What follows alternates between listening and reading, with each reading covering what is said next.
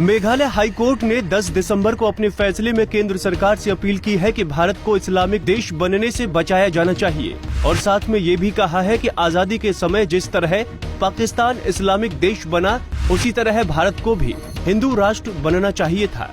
Justice Sudeep Ranjan Sen ने अमन राणा नामक एक व्यक्ति की याचिका पर सुनवाई करते हुए ये टिप्पणी की। आइए जानते हैं जस्टिस सेन ने किन किन मुद्दों पर चिंता व्यक्त की।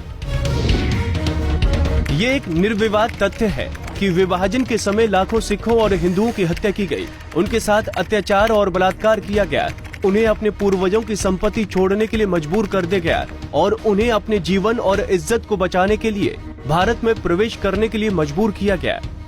विभाजन के समय पाकिस्तान ने खुद को एक इस्लामिक देश घोषित कर दिया और भारत, जो धर्म के आधार पर विभाजित हुआ था, उसे हिंदू देश घोषित किया जाना चाहिए था, लेकिन वो एक धर्मनिरपेक्ष देश बना। भारत ने खून बहाकर आजादी हासिल की और सबसे ज्यादा पीड़ित हिंदू और सिख थे, जिन्हें अपने पूर्वजों की संपत्ति, जन्म स्थान को आंसुओं और डर से छोड़ना पड़ा और हम इसे कभी नहीं भूलेंगे।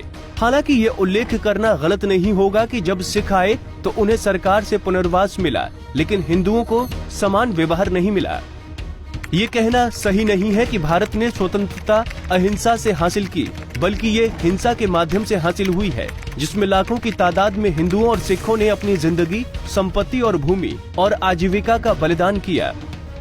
आज भी पाकिस्तान, बांग्लादेश और अफगानिस्तान में हिंदू, सिख, जैन, बौद्ध, ईसाई, पारसी, खासी, जयंती और गारो पर अत्याचार किया जाता है। उनके पास कहीं और जाने के लिए कोई जगह नहीं है और विभाजन के दौरान भारत में प्रवेश करने वाले हिंदुओं को अभी भी विदेशी माना जाता है, जो मेरी समझ में बेहद अनौपचारिक है, अवैध और प्राकृतिक न्याय के सिद्धांत के खिलाफ है।